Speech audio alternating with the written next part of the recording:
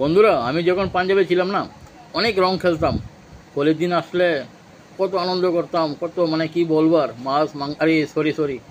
মাংস রং টং খেলা, মানে একটা আনন্দ আলাদা ছিল। উত্তরপ্রদেশ, বিহার, বিভিন্ন জায়গার বন্ধুরা সাথে কত রং খেলতাম। তুমি কি কেমন খেলছো রং এবারে?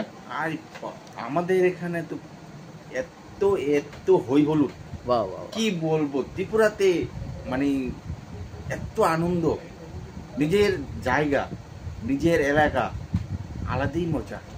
রং খেলার বা যে কোনো অনুষ্ঠান আলাদাই মজা হয়, ঠিক আছে না? নিজের দেশ,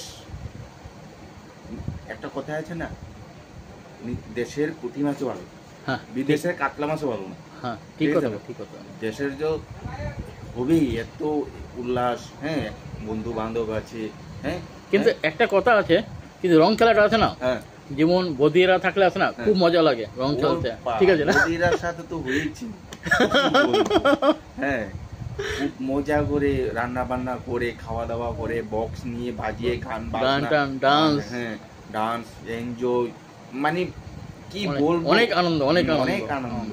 এরকম আনন্দ আর উপভোগ করতে পারবো কিনা জানি না, নেক্সট জেনারেশন তারা করবে কিনা জানি না। না, করবে, রং খেলা তো তারপর মানে তুলনায় কিন্তু কমে যাচ্ছে রং খেলা।